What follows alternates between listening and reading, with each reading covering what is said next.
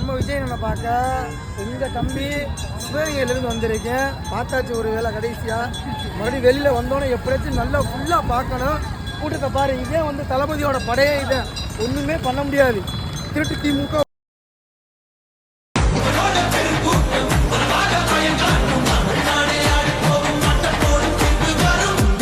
உங்க விஜய் உயிர் என்ன வரனா விஜய் உங்க விஜய் எளியவன் குரல்.